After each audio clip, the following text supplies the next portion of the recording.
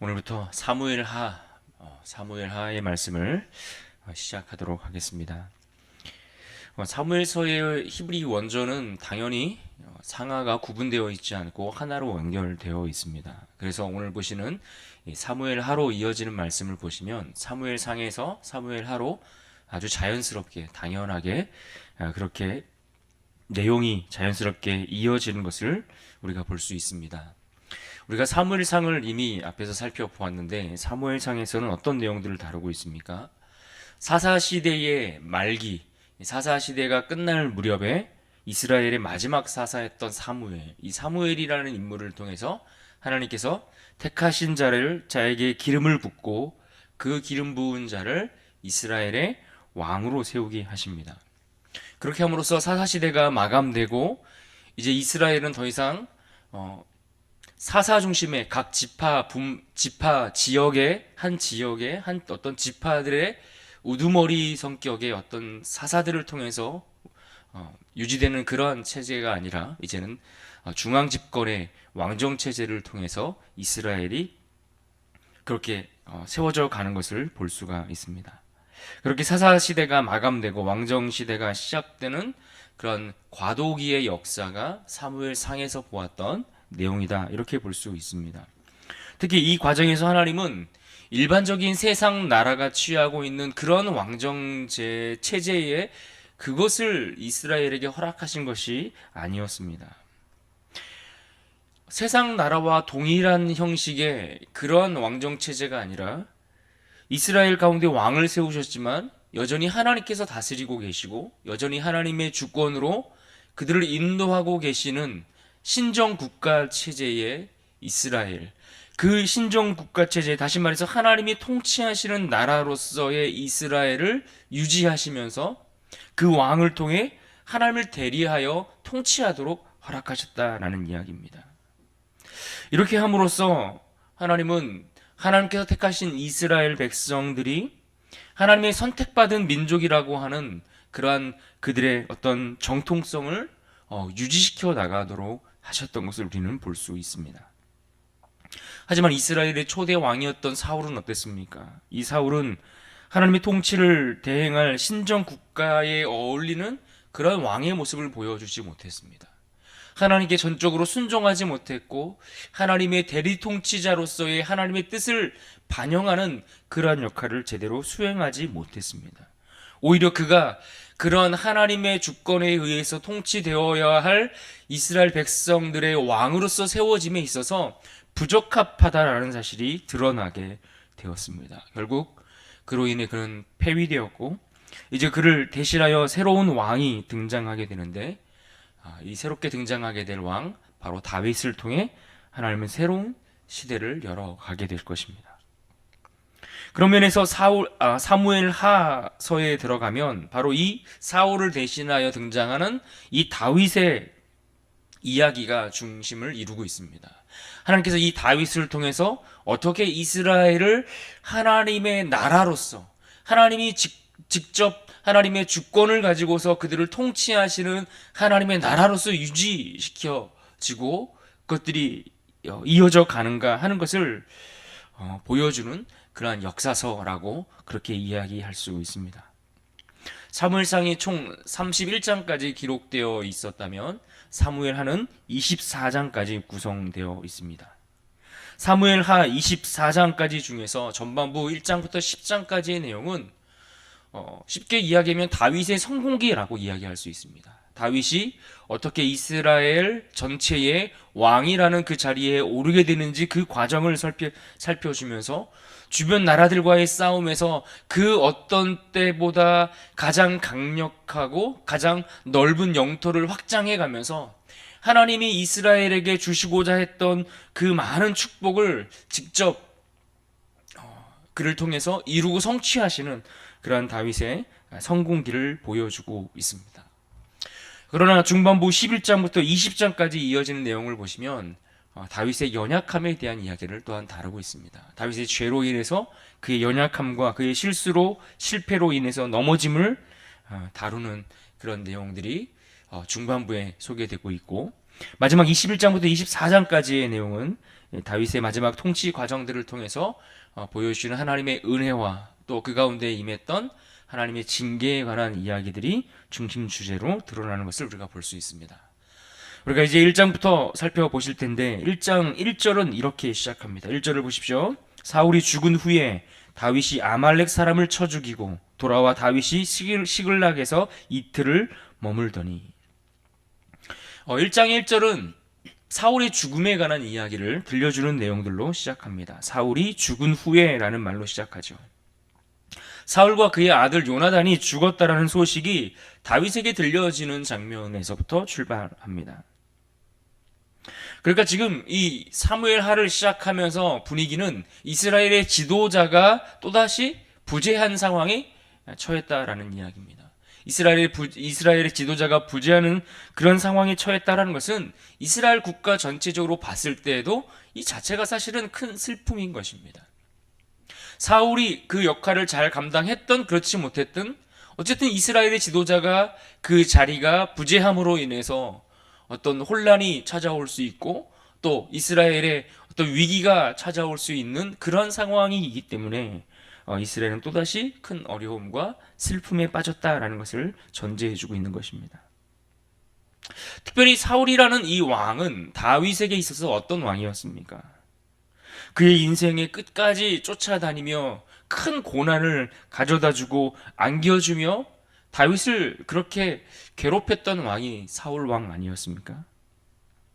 그런데 오늘 본문 속에서 발견되는 다윗의 모습은 이 사울의 죽음의 소식을 듣고 기뻐하지 않았습니다. 그 소식을 듣고 기뻐했던 것이 아니라 오히려 슬퍼하는 모습을 우리는 볼 수가 있습니다. 누구나 살면서 뜻하지 않은 슬픔을 경험할 때가 있고 실패를 맛보거나 사랑하는 사람을 잃을 때도 있습니다. 하지만 다윗의 모습은 단지 사랑하는 누군가를 잃었을 때에 나오는 슬픔의 이야기가 아니라 심지어 사울과 같은 존재에 대해서 그의 죽음을 놓고도 그는 진심으로 깊이 슬퍼하며 애가를 지어 부르는 내용까지 오늘 본문 속에서 살펴볼 수 있습니다. 어떻게 다윗은 이러한 태도를 취할 수 있을까요? 어떻게 말씀 속에서 그와 같은 다윗의 모습을 우리는 만날 수 있는 것일까요? 오늘 본문은 이 사울의 죽음을 알리는 한 청년이 등장하는 것을 볼 수 있습니다. 그를 아말렉 사람이라고 그렇게 소개하고 있습니다. 그는 자신이 사울의 마지막 순간에 자신에게 죽여달라고 사울이 요청했고 자신이 그 일을 행하여 사울이 죽었다라는 소식을 전하고 있는 것입니다. 그는 당연히 다윗과 사울의 관계가 적대적인 관계에 있었다라고 생각했기에 이 사울이 전사한 소식을 알리면 당연히 다윗이 기쁘게 받아줄 것이다 라고 그렇게 기대하고 생각했을 것입니다. 오늘 말씀의 흐름과는 조금 다르지만 여기서 잠시 이 아말렉 사람에 대한 이야기를 잠깐 생각해 보고 가면 좋겠습니다. 이 아말렉은 어떻습니까? 아말렉이라는 나라 자체가 이스라엘과 보면 적대 관계에 있는 나라 아니겠습니까? 그런데 그는 지금 이스라엘과 대적의 관계에 있으면서도 마치 다윗에게 그가 기쁜 소식을 가져다 줄 수 있을 것처럼 그렇게 다가오고 접근하는 것을 볼 수 있습니다. 한마디로 이야기하면 그는 자기 이익을 위해 기회를 엿보고 탐하는 그런 자라고 생각해 볼 수 있습니다. 분명 다윗에게 있어서 그는 적이지만 그러나 마치 그가 친구인 양, 그에게 기쁜 소식을 전해줄 것인 양 다가오고 있다는 겁니다. 무언가 자기 이익을 위해 탐하는 자는 이처럼 자기 자신을 위장하고 자신의 정체를 드러내지 않고 다가오기 마련입니다. 자신의 실체를 드러내지 않고 마치 선한 모양을 가지고서 다가온다라는 이야기입니다. 우리에게 들려주는 수많은 거짓된 소식, 잘못된 소식, 우리가 듣지 말아야 될 그러한 거짓된 진리를 가르치는 이들이 이와 같이 다가오는 법입니다. 괜찮은 양, 선한 양, 마치 우리의 친구인 양 다가와서 우리에게 잘못된 이야기들, 거짓된 이야기를 속삭이는 이들이 우리 주변에 세상 가운데 얼마나 많이 있는지 모릅니다.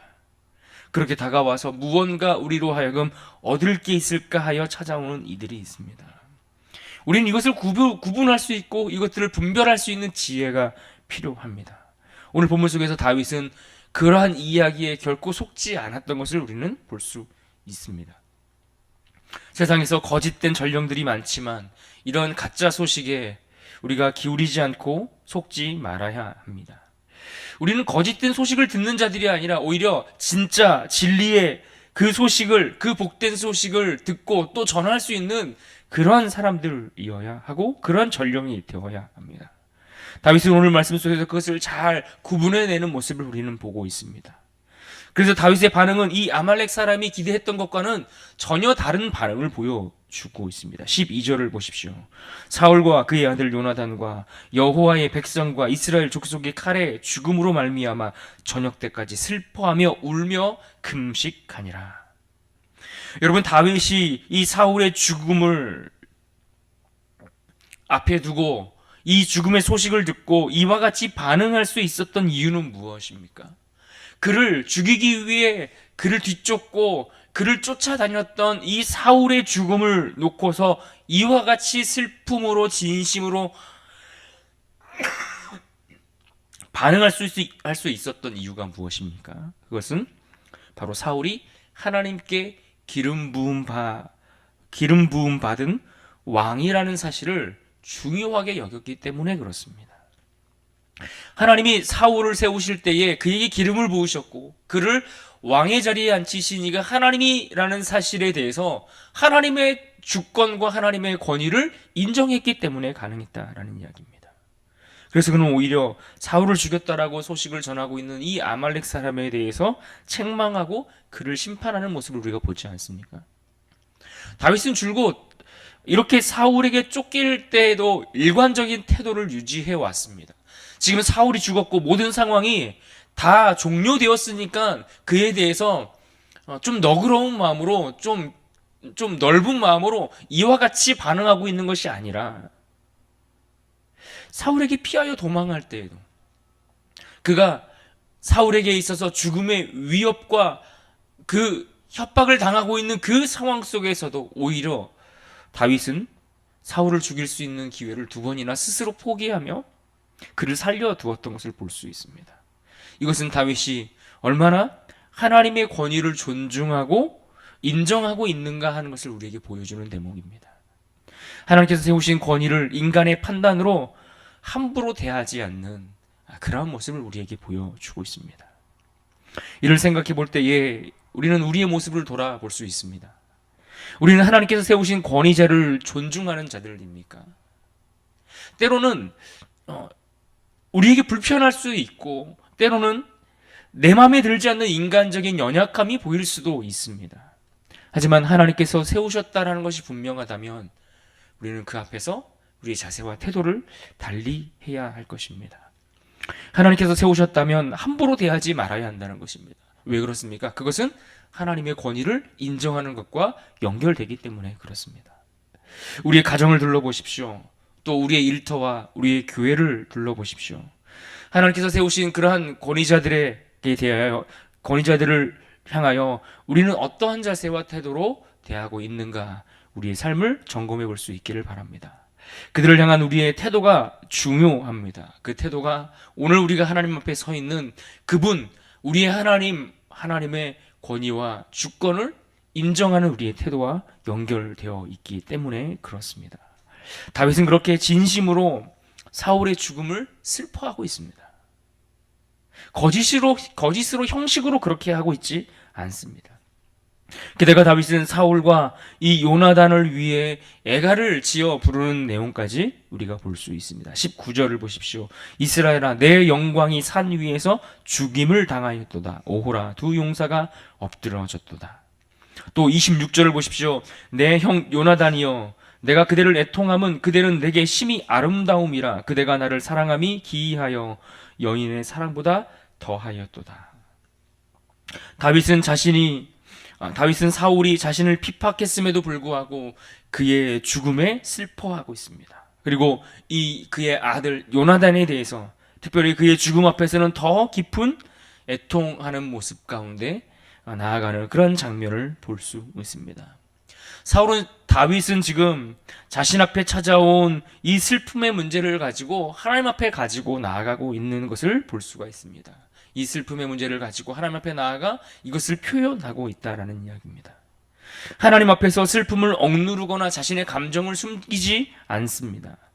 하지만 우리는 많은 경우 하나님 앞에서조차 우리의 감정을, 우리의 슬픔을 억누르고 자제하고 숨기려고 할 때가 많이 있습니다. 그러나 성경은 오히려 우리가 하나님 앞에 설 때에 우리 앞에 다가온 이 슬픔의 문제를 가지고 나아가서 그 감정을 더 솔직하게 표현할 것에 대해서 성경은 우리에게 가르쳐 주고 있습니다. 마치 다윗이 애가를 지어 노래로 표현하듯 우리의 슬픔을 하나님 앞에 가지고 나아갈 것을 권면하고 가르치고 있다라는 이야기입니다. 왜 그렇습니까? 하나님은 언제나 우리의 슬픔을 바꾸어 그 슬픔이 변하여 춤이 되게 하시고 우리의 슬픔과 연약함을 바꾸어 오히려 우리에게 기쁨을 심어주시는 이가 우리가 믿는 하나님이시기 때문에 그렇습니다. 사울이 죽었고 요나단이 죽었습니다. 그렇게 이스라엘의 초대 왕이었던 한 가문이 완전히 멸망해 버렸습니다. 그러한 절망적인 안타까운 현실과 이것이 이스라엘 전체로 봤을 때의 큰 슬픔이 아닐 수 없습니다. 그러나 이 슬픔이 하나님 앞에 가지고 나아갈 때에 하나님 과연 그 슬픔을 바꾸실 것이기 때문에 그렇습니다. 하나님은 이 슬픔과 이 위기의 상황을 또다시 바꾸어서 새로운 시대를 열어가시고 새로운 기회를 주시고 그 슬픔이 오히려 그들에게 기쁨이 되도록 그들의 모든 연약함들을 바꾸실 것이기 때문에 그렇습니다. 그래서 다윗은 이것을 알기에 그의 마음에 슬픔과 눈물이 있었지만 하나님께서 닦아주시고 새로운 시대를 열어 기쁨이 되게 하실 것을 믿기에 하나님 앞에 이것을 노래로 고백하며 표현하고 있는 것을 우리는 볼 수 있습니다. 하나님께 우리의 슬픔의 감정을 가지고 나아갈 때 하나님은 진정 우리의 삶에 깊은 위로를 더해 주시는 분, 그분이 우리가 믿는 하나님입니다. 오늘 말씀은 다윗의 태도를 통해서 우리에게 중요한 두 가지를 가르쳐 주고 있습니다. 하나님께서 세우신 권위자에 대한 태도입니다. 하나님의 권위를 인정하는 건, 여러분, 이것은 사람 앞에서 하나님이 세우신 사람 앞에서 대하는 그 태도를 통해서 우리가 보일 수 있는 것입니다. 더 나아가 자신의 슬픔을 하나님께 가지고 나아갈 때에 그 슬픔을 위로하시고 눈물을 닦아주시는 그 하나님을 기대하게 해주고 있습니다. 우리에게 이러한 자세와 태도로 하나님 앞에 위로를 얻고 이 하루를 살아갈 때에도 큰 승리를 얻는 그런 모두가 될 수 있기를 주님의 이름으로 축원합니다. 오늘 붙들 말씀 본문 14절 말씀을 우리가 함께 읽고 마치겠습니다. 14절 함께 읽습니다. 시작. 다윗이 그에게 이르되 내가 어찌하여 손을 들어 여호와의 기름 부음 받은 자 죽이기를 두려워하지 아니하였느냐 하고. 아멘. 함께